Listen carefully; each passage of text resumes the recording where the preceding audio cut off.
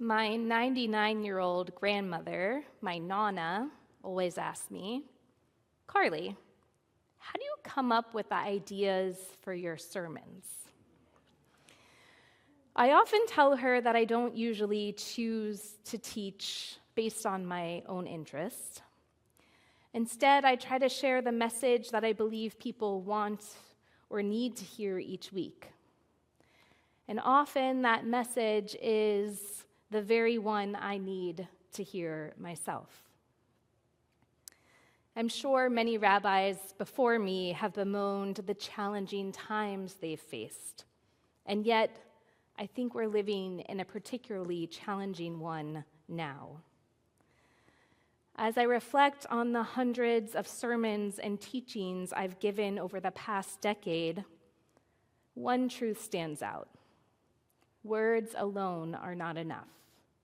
Whether in a sermon or in prayer, Judaism teaches us that words must lead to action.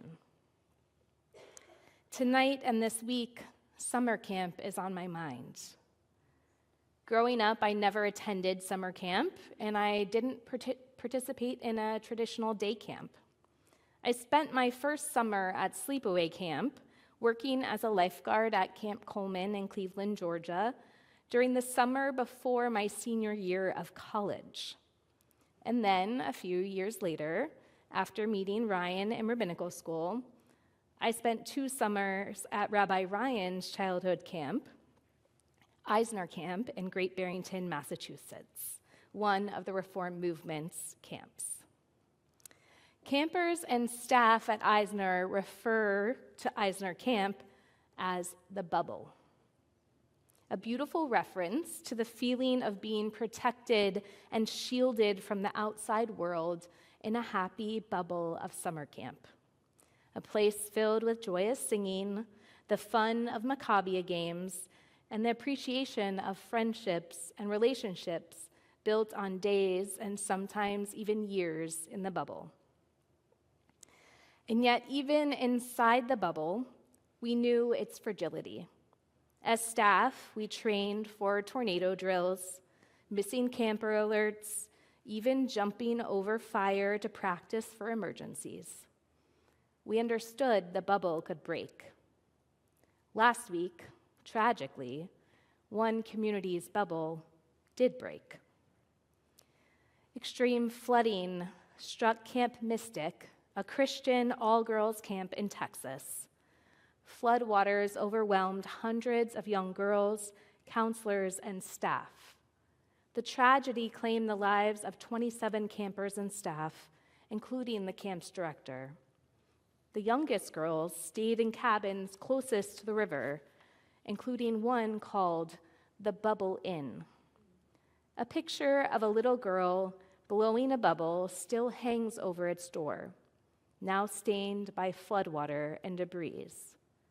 The safety of the bubble popped for the campers and staff of Camp Mystic, leaving their families navigating the challenges of this horrible tragedy. No matter the tragedy, it's horrible to learn that people lost their lives, and it's even more heartbreaking when young children are among the victims. And when we learn that additional safety measures might have prevented some of the loss, our grief turns to frustration.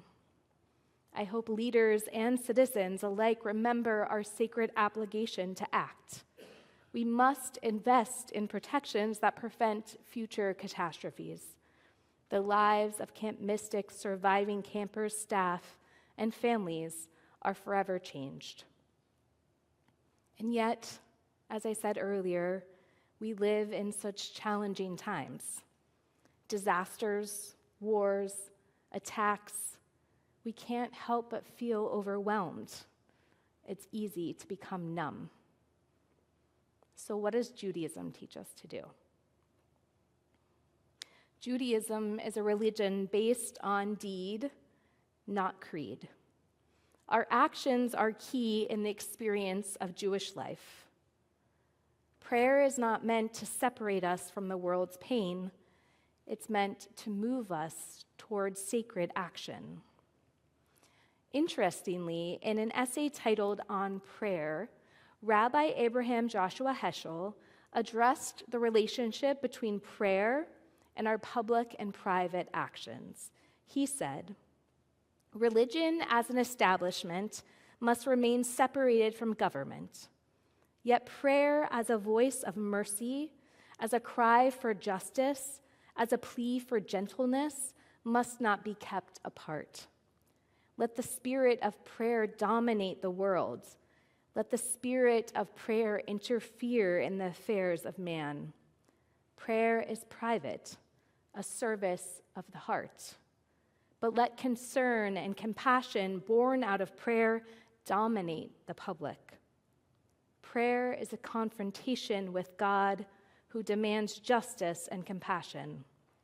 The task of the Jew is a life in which the word becomes deed. A sacred deed is where heaven and earth meet." You may be wondering, Rabbi, are you telling me I'm supposed to pray? Yes. We pray to... Someone else might be telling us to pray as well. We pray to stir our souls to action. We let the words of our hearts and our prayer books inspire us.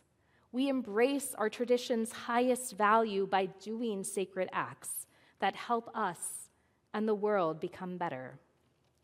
Rabbi Heschel says we often forget how to pray or what to pray for because we lose the ability to feel shocked. He says the human soul is too limited to experience dismay in proportion to what has happened in Auschwitz and Hiroshima.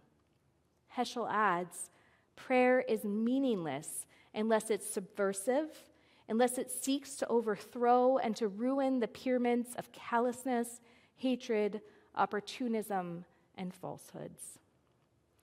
We must not let ourselves grow numb to the challenges in our world.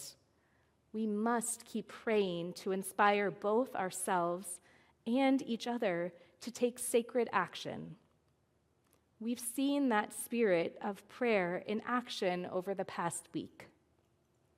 The Jewish community, and especially the Jewish camping community, has rallied around Camp Mystic and the people of Texas.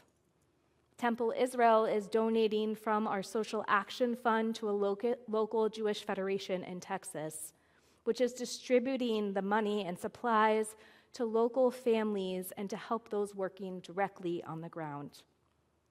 Temple Israel is collecting donations via our Social Action Fund to send more to help in this disaster. Our tradition reminds us to push beyond our comfort zone, to dig in the depths of our soul, to feel the shock, anger, and sadness needed to stir our souls to action. Prayer is where we begin. Action is where we follow through. I hope that each of us finds the courage to face life's obstacles, lifting each other up in prayer that leads us to sacred action. May generations of children continue to experience life in the bubble, shielded from the harshness and pain of the outside world. And may we work together to create a more just, whole, and safe world for our children, grandchildren, and future generations. Keni Hiratzon, may this be God's will.